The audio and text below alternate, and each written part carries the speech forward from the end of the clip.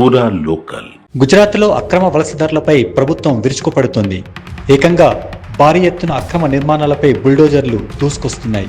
చందోలా సరస్సును ఆక్రమించి కట్టిన అక్రమ నిర్మాణాలను నిర్దాక్షిణ్యంగా కూల్చివేశారు. ఒకే రోజు 8,000కు పైగా ఇళ్లను అహ్మదాబాద్ మున్సిపల్ కార్పొరేషన్ అధికారులు నేలమట్టం చేశారు. ఇది దేశవ్యాప్తంగా సంచలనం సృష్టించింది. మొత్తం 2,50,000 చదరపు మీటర్ల స్థలాన్ని ప్రభుత్వం స్వాధీనం చేసుకుంది. ఒకే రోజు ఇన్ని ఇండ్లు కూల్చివేయడం ఈ మధ్యకాలంలో ఇదే ఫస్ట్ టైం.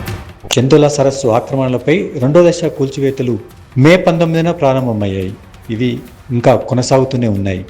దాదాపు 99.9% ఆక్రమణలను కూల్చివేసినట్టు అహ్మదాబాద్ జాయింట్ కమిషనర్ జైపాల్ సింగ్ రాథోడ్ చెప్పారు. ఇక్కడ కేవలం కొన్ని మతపరమైన కట్టడాలు మాత్రమే ఉన్నాయని చెప్పారు.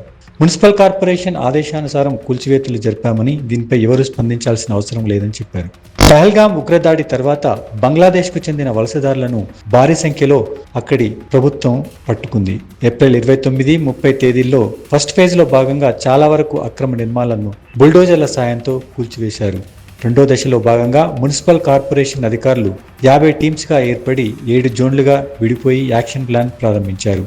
మొత్తం 350 మంది సిబ్బంది ఈ భారీ యాక్షన్ ప్లాన్లో పాల్గొన్నారు. 50 బుల్డోజర్లకు పైగా ఒక్కసారిగా ఈ ప్రదేశానికి వచ్చి అక్రమ నిర్మాణాలను కూల్చివేశాయి. భద్రత కోసం పెద్ద ఎత్తున పోలీసులను కూడా మోహరించారు.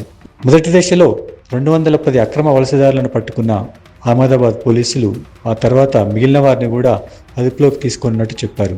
అక్రమంగా నిర్మించినటువంటి ఈ కట్టడాల కూల్చివేతలు పూర్తయ్యే వరకు కూడా ఈ బుల్డోజర్ యాక్షన్ కొనసాగుతుందని అధికారులు చెబుతున్నారు.